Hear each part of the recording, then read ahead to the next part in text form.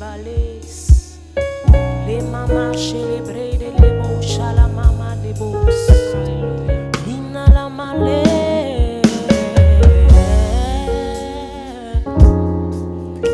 Alléluia. Alléluia.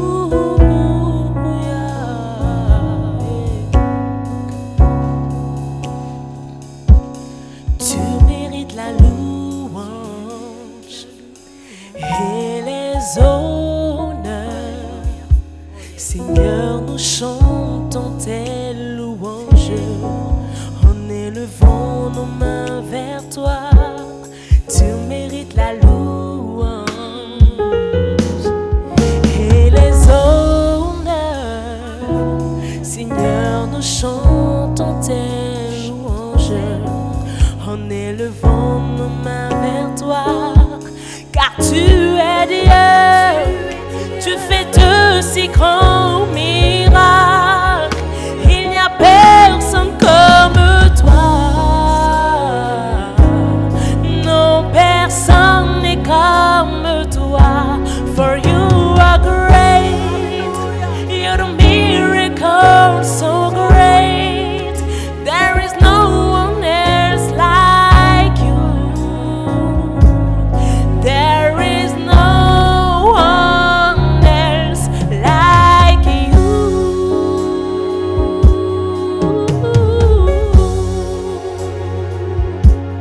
Tu mérites la louange et les honneurs et les honneurs. Seigneur, Seigneur, nous chantons tes louanges en élevant nos mains vers toi. Tu mérites la louange et les honneurs. Seigneur, nous chantons tes louanges en élevant. Tu mérites la louange et les honneurs et les honneurs. Seigneur, nous chantons tes louanges en élevant nos mains vers toi. Tu mérites la louange et les honneurs.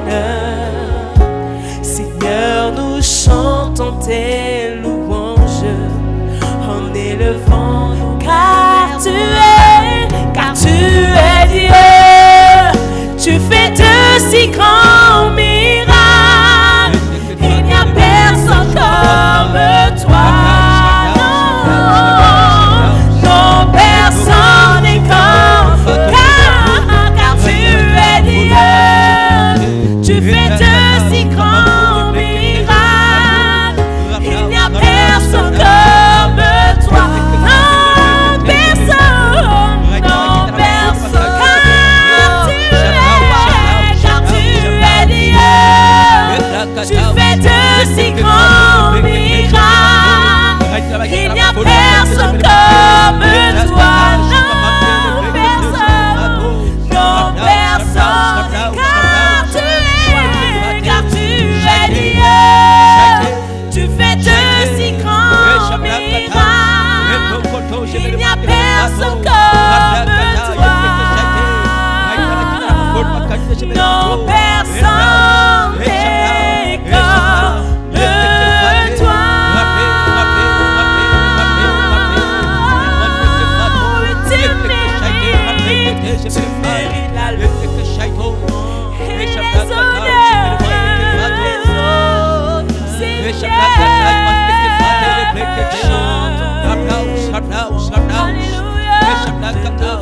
Tu mérites la louange et les honneurs. Alléluia. Vers toi, tu mérites la louange et les honneurs. Seigneur, nous chantons tes louanges en élevant. Car tu es Dieu, tu fais de si grands miracles. Il n'y a personne comme toi. Non, personne n'est comme toi. Car tu es Dieu, tu fais de si grands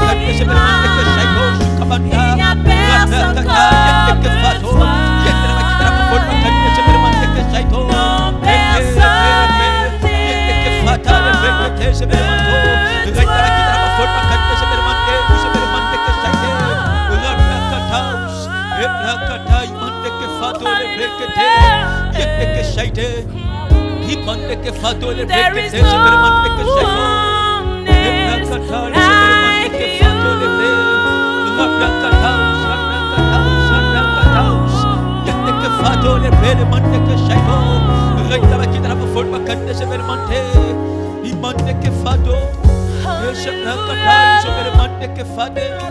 personne n'est comme toi.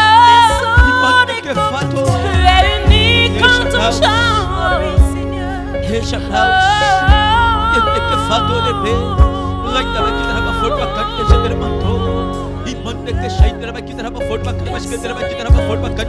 C'est terre que je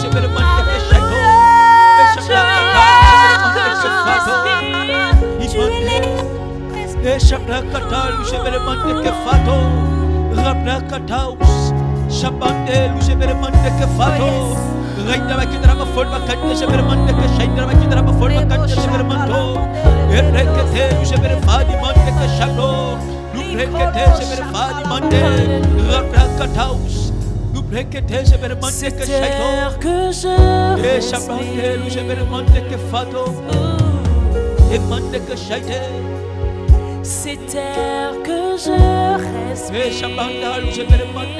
respire. C'est ta présence qui vit en moi.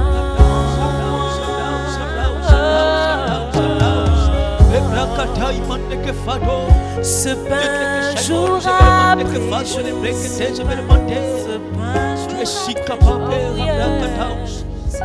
ce pain jour après jour, c'est ta parole donnée.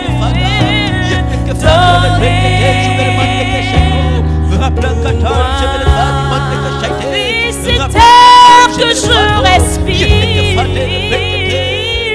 c'est terre que je respire. Seigneur, tu es l'air que je respire, c'est terre que je respire. Oui, c'est ta présence, c'est ta présence qui vit en moi, qui vit en moi. Oui, ce pain jour après jour, ce pain jour après jour, tu es mon pain quotidien. Ce pain jour après jour, oh oui, c'est ta parole, c'est ta parole donnée.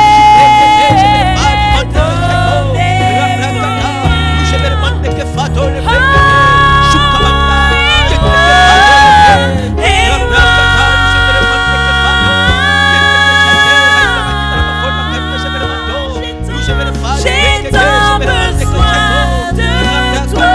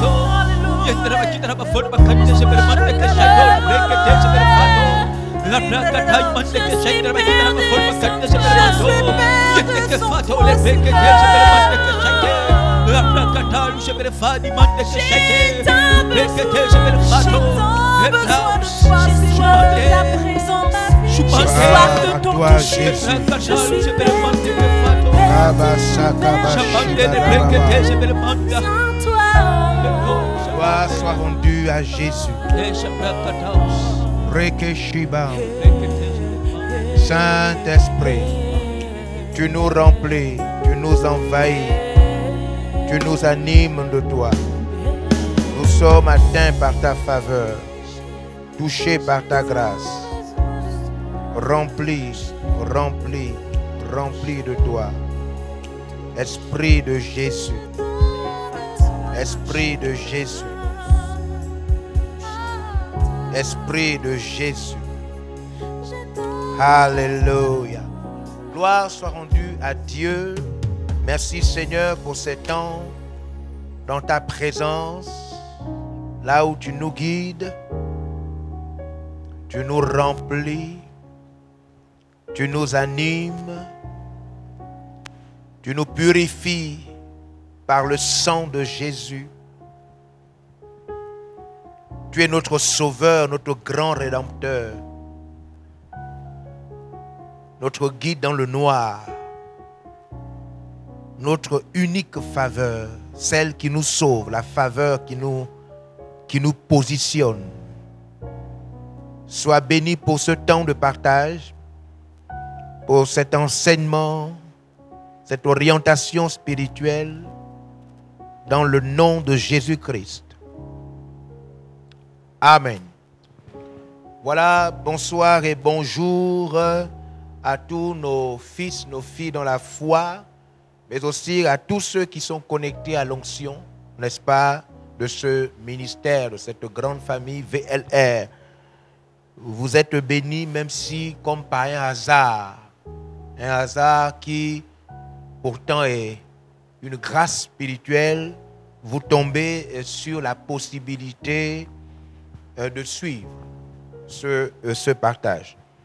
Nous sommes comme d'habitude dans notre rencontre de semaine, donc le mercredi, nous partageons la parole de Dieu. Voilà, le samedi, nous avons une séance interactive et le dimanche, nous avons un culte. Si vous avez encore la mémoire fraîche, dimanche passé, nous étions avec le pasteur Huguette qui nous a entretenu sur un thème très important au sujet, n'est-ce pas, de notre sémence, de ce que nous donnons à Dieu et comment Dieu travaille à travers cela. Alors je viens aujourd'hui par ce temps, alors que nous avons beaucoup travaillé sur le livre d'Apocalypse. Je suis bien conscient que nous n'avons pas terminé. C'est un livre de plus de 22 chapitres. Nous avons voulu juste créer cette soif de comprendre les événements de la fin, puisque nous sommes à la fin.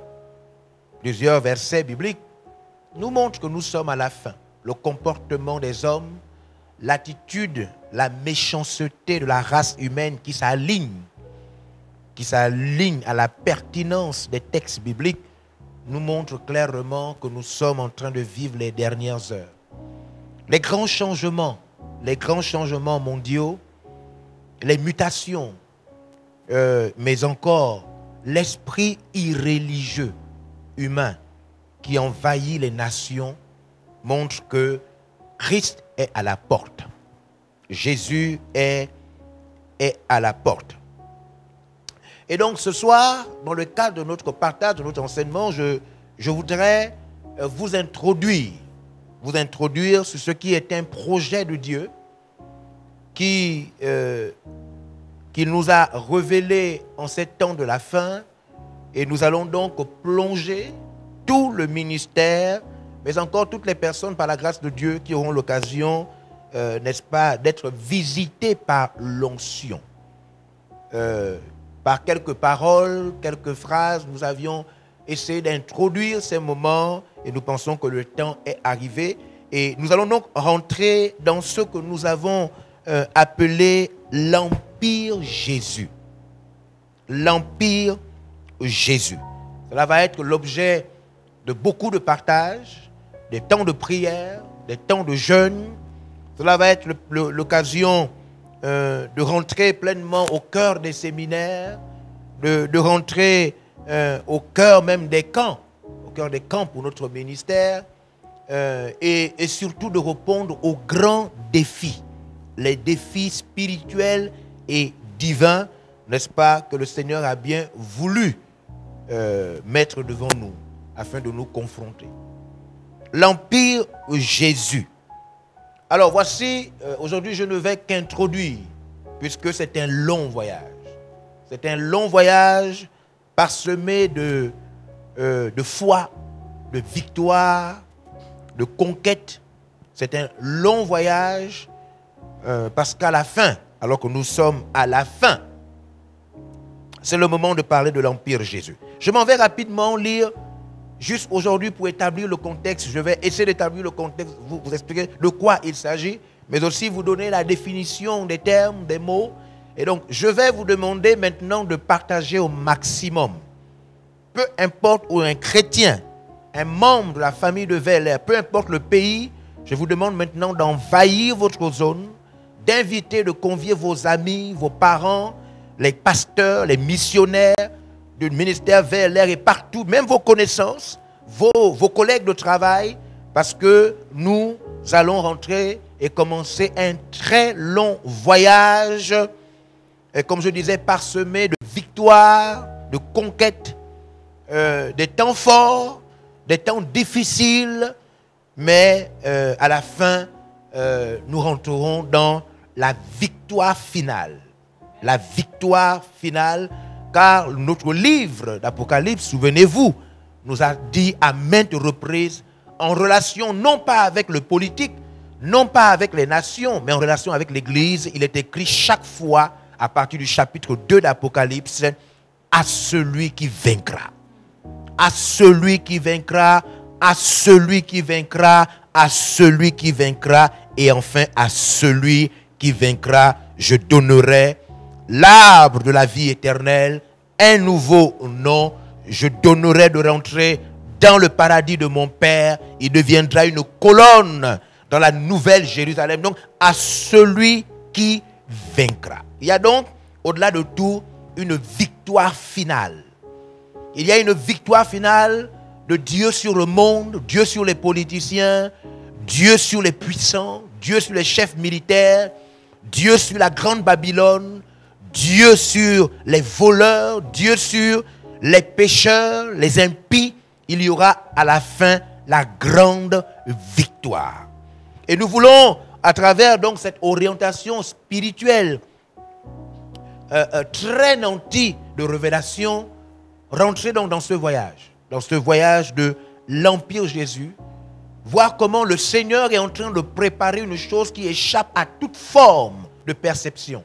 Toute forme de perception, le Seigneur est en train de préparer, tirant du faible le fort. Tirant du faible le fort.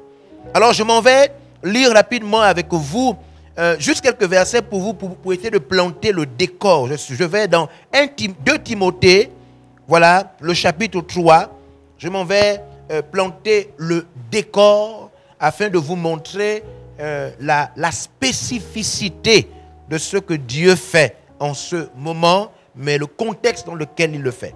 Alors, verset 1, 2 Timothée chapitre 3, verset 1, il est écrit: Sache que dans les derniers temps, dans les derniers jours, il y aura des temps difficiles. Il va avoir des temps difficiles. Comme vous pouvez le constater, le monde entier est rentré dans les temps difficiles. Même les incrédules, les athées, aujourd'hui, tombent d'accord avec le fait que le monde passe par des temps difficiles. Des temps difficiles sur le plan économique, les temps difficiles sur le plan social, sur le plan politique, sur le plan sanitaire, et dans tous les plans, le monde passe par des temps difficiles. Dans les derniers jours, lorsque les jours seront à la fin, lorsqu'il n'y aura plus assez de jours, lorsque Dieu aura terminé de produire les jours, les temps, la vie va devenir difficile. Quand Dieu n'aura plus des siècles à nous accorder, quand le nombre de jours sera arrivé à un petit nombre avant la fin, alors nous nous rendrons compte que le climat, nous nous rendons compte que la vie sociale, nous nous rendrons compte que la vie sur terre, les relations humaines, nous nous rendrons compte de la fermeture des frontières, nous nous rendrons compte que les voyages ne sont plus possibles, nous nous rendrons compte que les temps sont devenus difficiles. Que vous soyez diplomate, que vous soyez ingénieur, que vous soyez sportif, que vous soyez dans un secteur ou dans un autre, professeur dans une université, que vous soyez femme de ménage, prédicateur de l'évangile, athée, vous êtes tous d'accord avec moi que le monde est rentré dans ces temps difficiles. Alors voilà quelques indicateurs. On nous dit que les temps non seulement vont devenir difficiles, mais suivez-moi, quand on nous parle de temps difficiles, voilà de quoi il s'agit. Verset suivant. Car les hommes seront égoïstes. Donc les temps difficiles par l'égoïsme, amis de l'argent, les temps difficiles par l'amour de l'argent, fanfarons, les temps difficiles en étant vantards, hautains, orgueilleux et hautains, blasphémateurs, les temps difficiles parce que les gens vont maintenant insulter ce qui est divin, rebelles à leurs parents, les temps difficiles parce que les familles vont connaître la rébellion des enfants, ingrats, les temps difficiles parce que beaucoup de personnes ne reconnaîtront plus le bien qu'ils ont reçu, irréligieux, les temps difficiles parce que les gens vont s'éloigner de plus en plus de la foi et de la religion. Donc voilà les temps difficiles, voyez-vous. Et vous êtes d'accord avec moi que les temps difficiles sont arrivés. Et qui sait même si la Covid-19 n'est pas l'objet des temps difficiles. C'est-à-dire, qui sait si ce virus, au lieu d'être sorti d'un animal, mais plutôt a été l'objet d'une attaque mondiale. Puisque les temps difficiles sont arrivés. Il s'agit du moment où le cœur de l'homme atteint l'apogée du mal. Les temps difficiles, ça veut dire la disparition du bien. La disparition du bien. Nous sommes en train, pleinement rentrés dans les temps difficiles. Et chaque pays peut ressentir les temps difficiles par le degré de sa température. Dans le cas du Gabon, désormais, les homosexuels ne sont plus punissables. Ils peuvent donc s'en livrer à toute forme de pratique publique et beaucoup d'autres choses. Et aujourd'hui, même dans le cadre du Gabon, désormais, les pasteurs peuvent aller en prison parce qu'ils prêchent l'évangile. Nous sommes donc dans chaque pays, selon sa température, rentrés pleinement dans les temps difficiles. Des lois aujourd'hui sont votées pour que vous ne puissiez plus dire à quelqu'un qu'il est voleur quand il vole. Sinon, vous êtes frappé d'une lourde amende et d'emprisonnement. Vous devez donc acclamer le voleur et le bandit, le criminel et celui qui commet des crimes rituels. Vous devez lui chanter des louanges. Nous sommes rentrés dans les temps difficiles. Voilà donc les temps difficiles décrits par l'état du cœur des humains.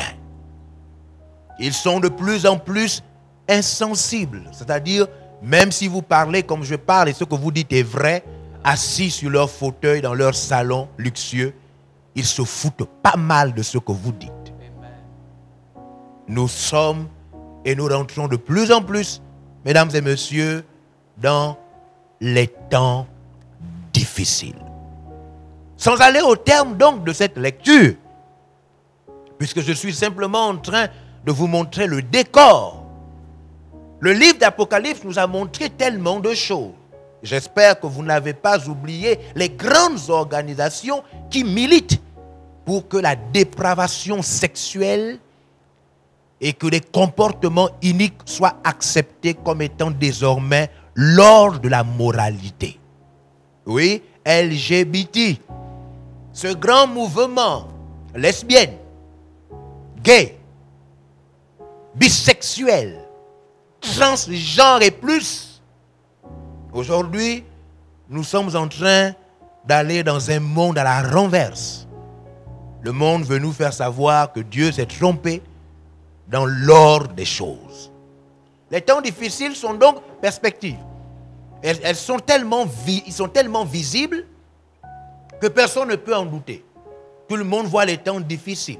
Les temps difficiles dans son assiette, les temps difficiles quand son salaire manque, le temps difficile par le comportement de ses enfants, le temps difficile par le fait même, aujourd'hui, on a dans certains pays comme le Gabon dépénalisé l'adultère. Donc avant l'homosexualité, désormais, vous avez le droit librement de tromper votre conjoint en toute liberté, soutenu par les magistrats. Nous sommes rentrés dans les temps les plus difficiles où votre mari n'est plus votre mari et votre femme n'est plus votre femme. Les temps difficiles. Alors c'est en face de toute cette réalité désormais qui n'est plus une réalité des Écritures, une réalité biblique, parce que maintenant nous la voyons de nos yeux. Avant, elle était annoncée par la Bible. Désormais, même les incroyants se rendent compte que les temps sont difficiles. C'est devant donc cette réalité que nous nous posons la plus grande et la plus importante question. Comment Dieu va-t-il sauver les saints dans un chaos si profond? Comment régler le conflit qu'il y a entre les textes qui prévoient et qui présagent un avenir meilleur pour l'Église et tout ce que nous constatons aujourd'hui, puisque certains versets si forts annoncent et ont annoncé depuis la nuit des temps le chaos du monde. Comment Dieu va-t-il donc triompher? Plus encore, comment nous les chrétiens, enfants de Dieu, qui avons choisi de marcher selon la parole de Dieu, allons-nous enfin triompher, puisque les choses vont de mal en pire? Le thème dans lequel est le voyage, nous vous invitons à prendre avec nous, va donc par la grâce de Dieu nous montrer comment, au-delà de toutes les circonstances malheureuses, difficiles, au-delà de toutes les stratégies et de toutes les pratiques par lesquelles Satan compte faire passer le monde, puisqu'il est écrit que le monde entier est sous la puissance du malin, nous allons donc voir par l'Empire Jésus comment le grand Dieu, le puissant architecte, va réussir à faire sortir l'Église du chaos universel. Voici l'objectif de cette grande révélation. L'Empire Jésus. Dieu est le plus grand, mais aussi le plus fort. Dans tous les noms que la Bible annonce et présente de lui, aucun de ces noms n'illustre la faiblesse, l'échec et l'incapacité. Les noms de Dieu présentent Dieu comme étant le vainqueur des peuples et des nations, le souverain potier, celui qui appelle les choses qui n'existent pas comme si elles existent, et ces choses prennent corps. Dieu nous laisse donc dans une réalité de suspense. On a l'impression que nous n'allons pas réussir. Mais des textes de révélation si forts nous montrent qu'à la fin, Jésus recevra la couronne des couronnes, lui qui est assis à la droite de Dieu, car des versets bibliques qui nous encouragent au plus haut niveau disent que Dieu assiste à tout ce qui se passe. Et dans la patience divine, il a dit à Jésus, assieds-toi à ma droite, le temps pour moi de faire de tes ennemis mon marchepied. Dieu n'a donc pas disparu. Il n'est surtout pas silencieux. Il voit ce qui se passe en Espagne, il voit ce qui se passe en Allemagne, aux États-Unis et encore plus en Afrique, et sans oublier dans notre cher petit pays, le Gabon, où les Rosicruciens, les pharmaciens pensent avoir déjà tout gagné. Dieu est plus fort, plus grand et plus puissant. Il va donc réussir à introduire l'Empire Jésus. Son Christ envoyé au monde, par lequel tout homme peut être sauvé, puisque Luc nous écrit dans le livre des Actes des Apôtres que jusqu'à maintenant, nous n'avons aucun autre nom par lequel nous pouvons être sauvés, si ce n'est le nom de Jésus. Jésus n'est donc pas un prénom ordinaire. Jésus signifie sauveur. Dieu compte donc nous sauver de ce puissant chaos. Il compte nous sauver des stratégies et des plans des méchants. Le texte que nous venons de lire nous montre que les hommes connaîtront la méchanceté sous toutes ses formes. Sous toutes ses formes. Et les versets continuent même en nous montrant que il y aura même des méchants au milieu des saints ayant l'apparence de la piété, mais reniant ce qui en fait la force. L'Empire Jésus. Que signifie empire? Je suis en train de vous dire que je ne sais pas comment, par quels moyens, mais ce dont je suis convaincu, c'est que Dieu va nous sortir de cette affaire. Tôt ou tard. S'il a sorti Daniel de la fosse au lion, Joseph de la prison, si Dieu a sorti ces hommes et femmes, même Rab de la prostitution, Dieu nous fera sortir de ce chaos universel. Il nous fera sortir de ces plans qui semblent être des forteresses. Dieu nous donnera enfin la victoire, parce que dans notre Bible et dans les livres d'Apocalypse, il a même prévu assassiner nos adversaires.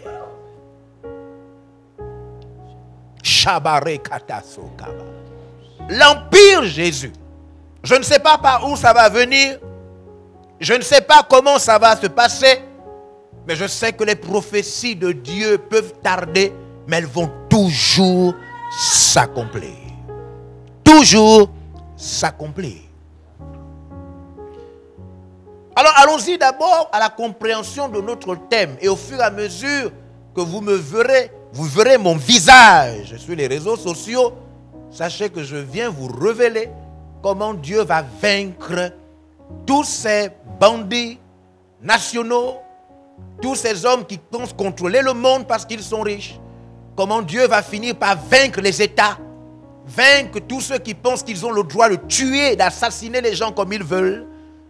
Je viendrai vous montrer que l'Empire Jésus aura enfin et à la fin la victoire finale. Victoire finale. Shabarekoto sokabarakata. Qu'est-ce que c'est l'Empire? Lorsque nous parlons d'Empire, il s'agit simplement d'autorité, mieux encore, de domination absolue. Voilà ce que le dictionnaire nous donne comme définition de ce que c'est l'Empire. Autorité d'un souverain ou encore domination absolue. Quand nous parlons de l'Empire Jésus, nous sommes donc en train de proclamer qu'au-delà des manigances et de tout ce que nous voyons à l'œil nu, Jésus sera enfin le Seigneur des seigneurs, le roi des rois, et que tous les grands du monde vont se prosterner devant lui, pas sous d'autres cieux, sous ces cieux que vous voyez et sur cette terre sur laquelle nous marchons. Il aura donc l'autorité, mais aussi la domination absolue. Kashabaredo sekata.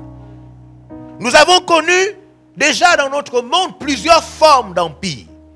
Et pour rester dans le cadre de la Bible, les croyants, le peuple juif et même les chrétiens ont connu l'empire romain.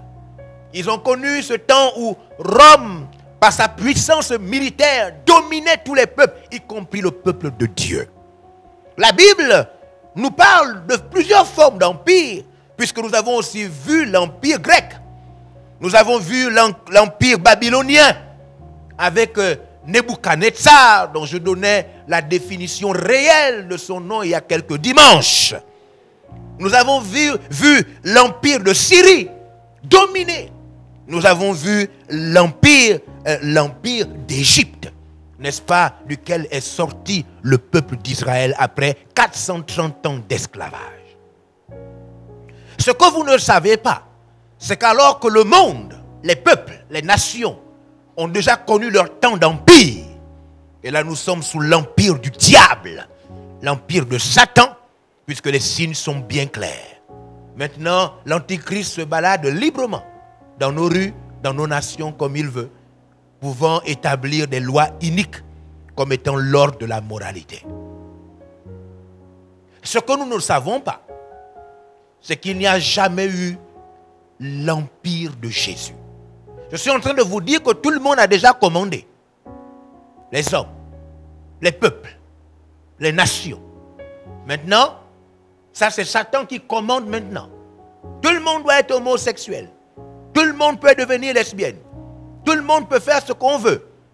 Les peuples peuvent écraser d'autres peuples. Nous avons des signes clairs aujourd'hui que l'empire qui règne en ce moment, c'est l'empire du diable. La Bible elle-même nous a dit que le monde entier est sous l'empire du malin.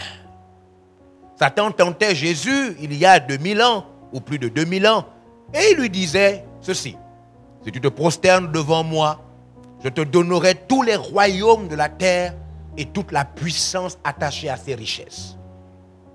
Nous comprenons donc que jusqu'à maintenant, les hommes, le diable, les sectes, des loges ont contrôlé la terre. Jésus est venu pour la première fois nous sauver, non pas commander la terre. Maintenant, il revient une deuxième fois. Et pour revenir, non plus pour nous sauver, puisque nous sommes sauvés en Jésus-Christ, mais maintenant il vient pour établir son règne final. La Bible décrit Jésus dans Apocalypse, dès le chapitre 1, comme étant un être extraordinaire, ayant le feu dans ses yeux et dans sa bouche. Il vient donc et il viendra pour établir son empire. Mais avant d'établir son empire définitif, nous allons nous-mêmes, déjà en tant qu'Église de Jésus, expérimenter les présages, n'est-ce pas, de ce puissant empire. Aujourd'hui, et dans le thème que nous avons, l'Empire Jésus, je vous montrerai que cet empire s'établit par des mécanismes extraordinaires qu'il nous faut apprécier et saisir dès maintenant. Nous n'attendrons pas Jésus pour régner, puisqu'il est écrit que là où le péché a abondé, la grâce a surabondé, de manière à ce que nous régnions avec Christ dans cette vie maintenant. Plusieurs choses vont établir l'empire Christ. Une des choses va être la puissance de l'Église. Aujourd'hui, je voudrais vous montrer quelques versets pour introduire mon thème, alors que c'est tout un voyage. Tout un voyage pour ceux qui ont l'habitude de prendre l'avion. Certains voyagent par bateau, d'autres par le train, le métro, par les véhicules, les voitures. Il y a toujours, quand vous voyagez, toute une préparation qui se met en place. Et même quand vous serez au lieu de voyage, il y a des formes de salles d'attente avant de rentrer ou de monter dans l'engin qui va vous transporter. L'empire Jésus par le feu. Cet empire va donc s'établir par plusieurs mécanismes, dont l'un des mécanismes s'appelle le feu. En comprenant comment l'empire Jésus utilise en ce moment et va utiliser le feu, maintenant nous comprenons pourquoi tout est chaotique, tout est embrouillé, mais pourtant Dieu va réussir. Après avoir donc expliqué l'empire, permettez-moi de vous donner une idée de ce que c'est le feu. Parce que l'empire Jésus s'établit par le feu. Voilà une définition du feu. Le feu est une combustion dégageant de la chaleur et de la lumière. Quand on parle de feu, il s'agit de faire brûler des matières combustibles. Donc quand on parle de feu, il s'agit de combustion. Attention. Combustion, cela veut simplement dire qu'une matière brûle, un corps brûle. La présence du feu émet deux phénomènes. Le premier phénomène, c'est la chaleur. Le deuxième phénomène, c'est la lumière. Voilà une explication un peu plus littérale et plus simple du feu. Le feu est la production d'une flamme et la dégradation visible d'un corps. Donc quand on parle de feu, c'est qu'il y a une flamme, il y a un corps qui se dégrade, qui se détruit visiblement.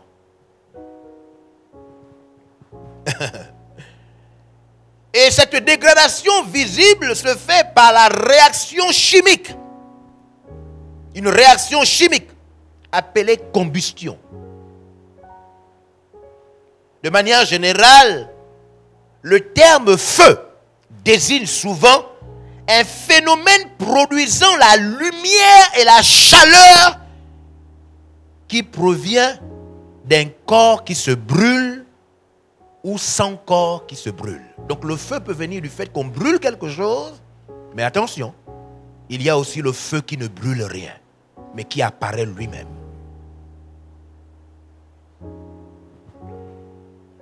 Maintenant, après vous avoir donné une idée de ce que c'est l'empire, domination absolue, et ce que c'est le feu, phénomène mêlé de chaleur et de lumière consommant un corps de manière visible ou pas, permettez-moi de lire avec vous quelques versets bibliques afin de vous amener à comprendre dans quoi nous nous apprêtons à rentrer. L'empire Jésus. Je disais au départ que c'est un voyage parsemé de prières, de jeûnes, de grâce, de révélation, de victoire et de domination finale.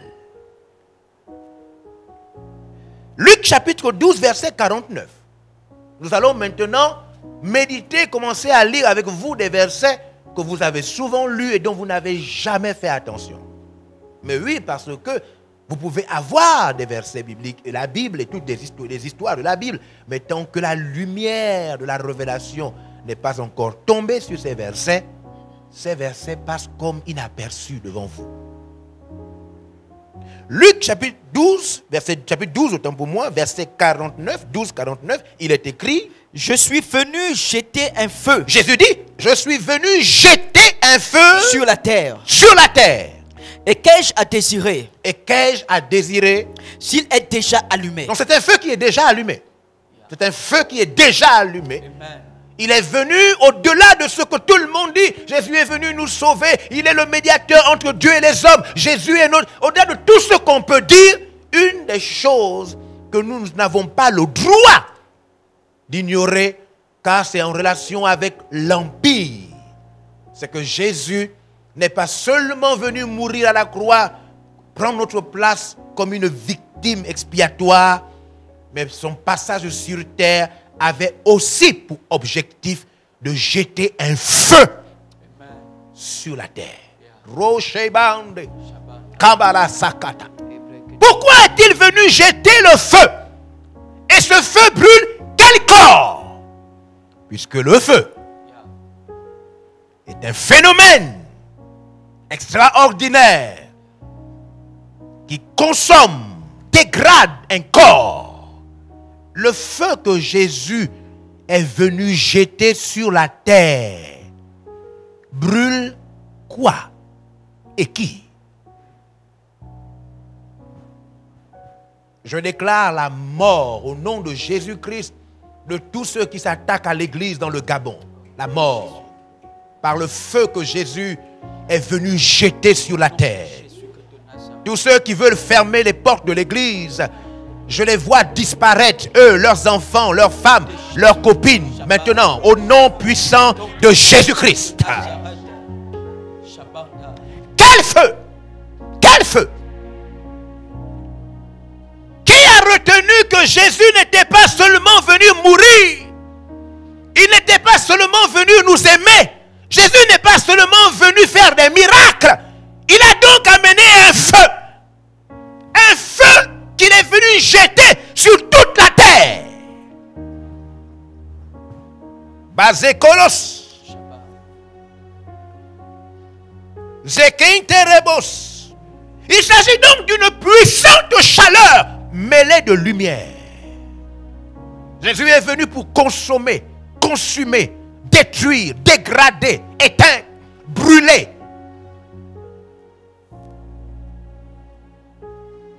Les textes qui ressortent l'amour de Dieu, la patience, la compassion de Dieu. Tous ces versets bibliques que nous aimons prêcher tentent à étouffer un caractère mystérieux de ce que Jésus est venu faire. Jeter le feu sur la terre. Dogoze kabala katere. Ce verset nous dit non seulement qu'il a jeté un feu, mais encore que ce feu s'est déjà allumé. Que ce feu s'est déjà allumé. Maintenant, nous sommes simplement en train de vous montrer. L'Empire Jésus, ce n'est pas seulement ce que nous avons su de Jésus. L'Empire Jésus, c'est aussi ce que nous ne savons pas de lui. Kéréos. Maintenant, nous comprenons. Maintenant, c'est plus clair. Nous comprenons donc certaines prophéties de la Bible qui, elles aussi, sans comprendre l'Empire par le feu, ces prophéties n'ont plus de sens. Le livre de Joël, va nous annoncer quelque chose. Mais avant, regardons d'abord comment ça s'est pratiqué dans Actes chapitre 2. Alors vous allez comprendre que pendant que vous étiez en train de prier, de lire, et toute la compréhension que vous avez de Jésus, il y a une partie mystérieuse qui vous a échappé. Et qui échappe jusqu'à maintenant, l'Église que nous sommes. Sinon, comment Dieu va-t-il nous sauver de ce chaos? Là où ceux qui dominent sont hors de la foi. Comment Dieu va-t-il nous sauver de ce chaos? Là où ceux qui votent les lois se foutent pas mal de Dieu.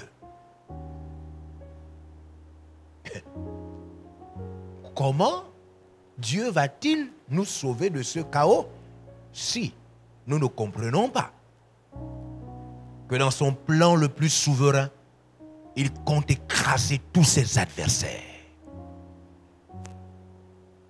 Bidiziko Talabas.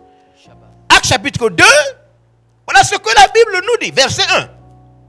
Le jour de la Pentecôte, c'était le jour de la fête de la Pentecôte. Ils étaient tous assemblés dans le même lieu. Ils étaient tous assemblés dans le même lieu. Tout à coup, il vient du ciel. Alors, il vient du ciel un vent. Comme celui d'un vent impétueux. Comme un vent impétueux. Et il remplit toute la maison. Un vent a rempli le lieu où ils étaient. Un vent a rempli le lieu où ils étaient. Saint-Esprit, fais-le maintenant. Partout où il y a des chrétiens, partout où il y a des chrétiens, dans les chambres, les maisons, à la cuisine, partout où il y a des chrétiens, partout où il y a des pasteurs, peu importe la faiblesse, le péché, peu importe les temps difficiles, elle est remplie maintenant. Que le vent du ciel vienne. Ibos Sakares Intiris Intol Sakat Burish Imperius Murimpurius Canto Rushalata. Un vent impétueux venant du ciel. Le ciel envoie les choses. Le ciel a envoyé un Messie qui a jeté un feu. Oh Jésus, oh Jésus, Jésus, c'est le réveil qui va sauver l'Église. Il y a un réveil de la fin. Le réveil de la fin va venir avec des signes incroyables. Un feu extraordinaire. King, un feu que ni les militaires, ni les forces publiques, rien ne pourra arrêter. Bilirus. Cabaret, un feu qui va casser et branler les portes des prisons. Et bien, Bando. Il parle pas.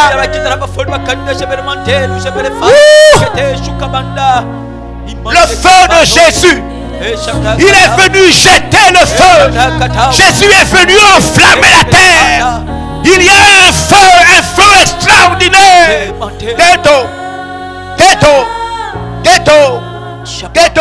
Ghetto loop. Révèle-nous ton empire. Jésus, ouvre-nous la porte des cieux. Fais-nous monter jusqu'au 3e ciel. Montre-nous le monde de l'empire. Comment tu vas dominer tes adversaires, écraser, faire de ton marchepied. Minututa.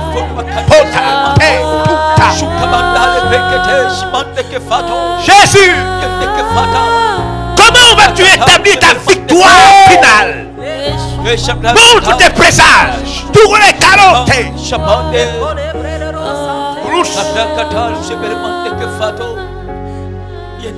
Le chaos de ce monde, le chaos, la méchanceté de ce monde ne saurait rivaliser la démonstration de feu de Dieu.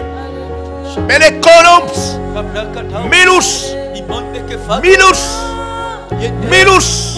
Milusuki, Urush, Remote Kales, Ibululut. Ils étaient là, faibles. Ils avaient tous les enseignements de Jésus. Ils avaient assisté à la vie de Jésus, à son ministère. Ils étaient déjà appelés apôtres. Mais le vent n'était pas encore venu. Et ce vent n'a pas amené la fraîcheur. Ce vent a amené un feu.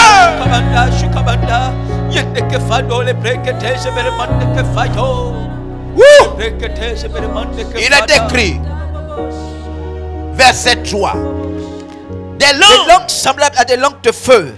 Des langues semblables à des langues de feu. Des langues semblables à des langues de feu. Des langues semblables à des langues de feu. Des langues semblables à des langues de feu. Des langues semblables à des langues de feu. Des langues semblables à des langues de feu. Des langues semblables à des langues de feu. Des langues semblables à des langues de feu. Des langues semblables à des langues de feu.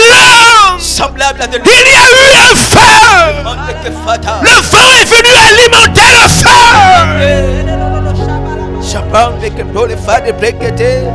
On avait besoin du vent du réveil pour que le feu qui avait commencé à s'éteindre dans la vie des disciples s'allume. Ce vent était là pour activer le feu. Des langues semblables à des langues de feu leur apparut. Séparées les unes les autres. Séparées les unes des autres. Et se posèrent sur chacun d'eux. Et chacun a reçu le feu sur lui. Chaque personne a reçu la présence du feu sous la forme d'une lampe. Mais le socare, Loulou Chibili Untoin Parangien Chondala Kandeo. À l'endroit où tu es, peu importe ce que tu as fait, même si tu ne priais plus, tu ne jeûnais plus, regarde le feu qui vient vers toi. Regarde. Regarde le feu de Dieu qui te saisit dans ta chambre et te remplit de feu.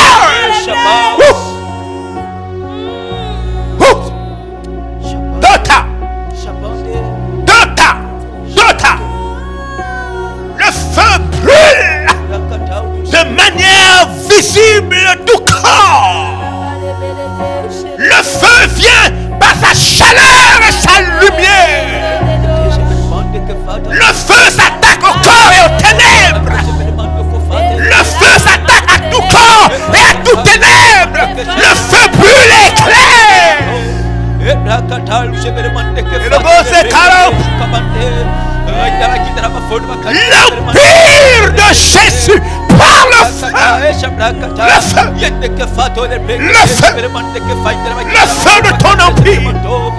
Le feu qui établit ta domination absolue. Fais descendre le feu sur moi, sur ma maison, mes enfants, ma vie de prière. Le feu quand je lis la Bible. Le feu quand je t'attends. Le feu.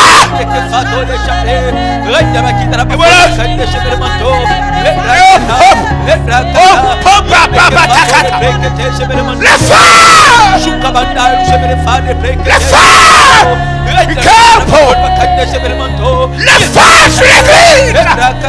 Le feu sur l'église. Le feu qui enlève la peur d'aller en prison. Le feu qui enlève la peur d'aller en prison. Le feu qui enlève la peur. Le feu qui consume l'hésitation. Le feu qui consume. Le feu. Le feu.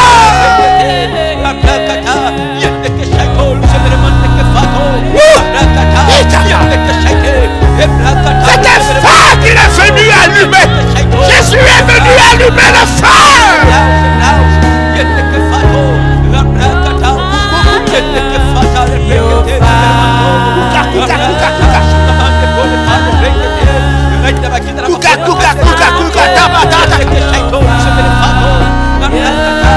Elle se possède sur chacun d'entre eux. Le feu est tombé sur chacun d'entre eux.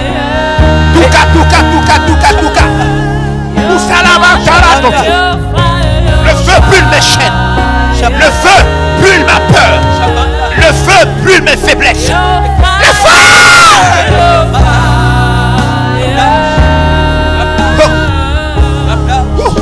Alléluia.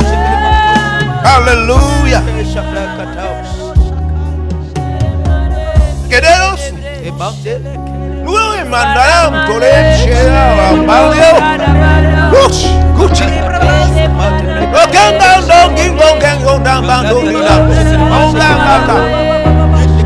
Brûle ce qui m'a retenu depuis longtemps et t'a retenu. Le feu brûle le manque de courage. La puissance de Dieu n'a pas disparu.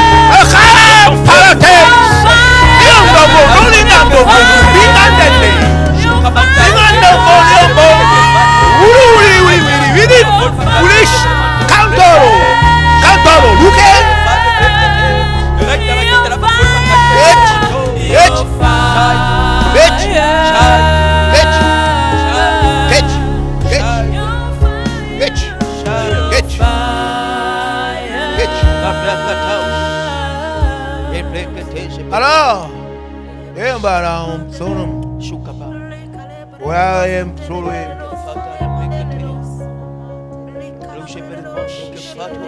comme je vous disais, c'est un long voyage parsemé de visitations, de prières, de jeûnes, de grandes révélations. Comment Dieu va-t-il nous sauver, rendre son Église victorieuse alors que le monde va de mal en pire. Il va passer par un moyen qui consume, qui détruit. Dieu va se frayer un chemin là où il n'y avait pas de possibilité de route. Il va forcer l'impossible et s'établir en maître souverain.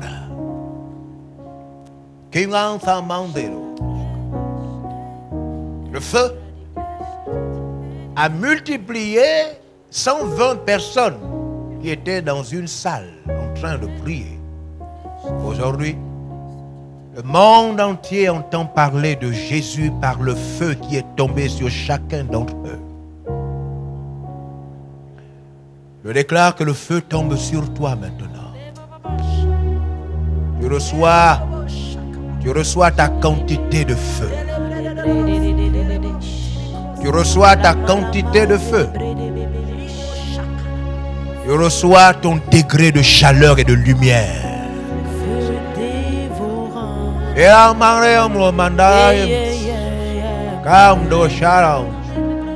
Ta quantité de chaleur et de lumière.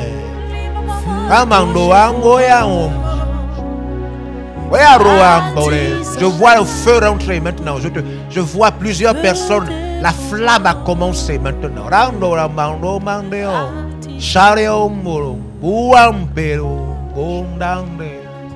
Ce qui était difficile devient facile. Le feu est en train de casser les obstacles. Ta vie de prière devient si réelle, si tangible.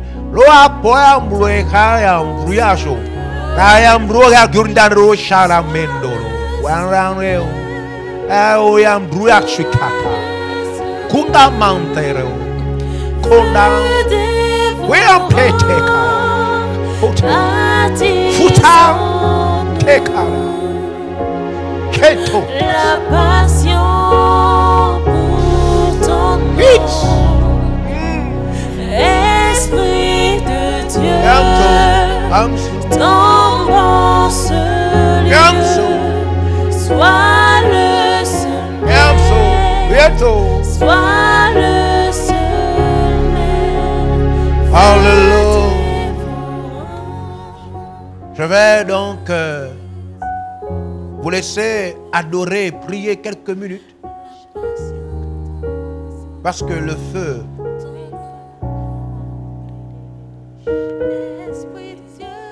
s'entretient au fur et à mesure dans notre voyage. Nous verrons comment le feu s'allume, par quoi il s'allume, comment on garde le feu, la flamme, comment le feu augmente dans son volume et sa force.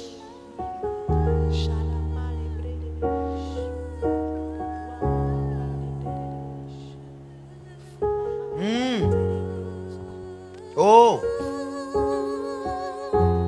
Esprit de Dieu, merci. Fais-nous rentrer dans l'Empire Jésus. Empire. Alors prions et adorons avec les chants.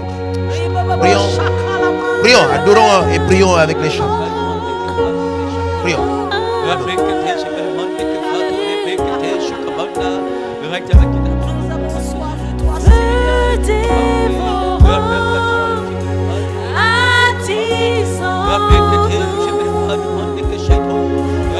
La passion pour ton nom,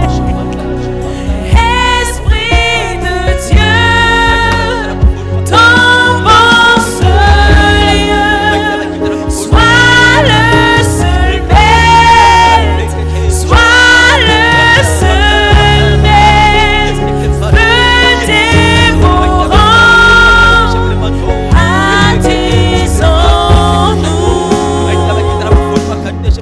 la passion pour ton nom, Esprit de Dieu, tombe en ce lieu, sois le seul maître, sois le seul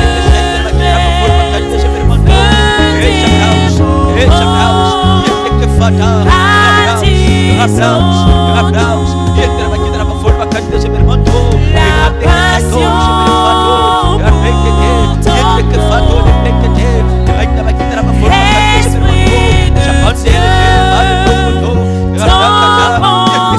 de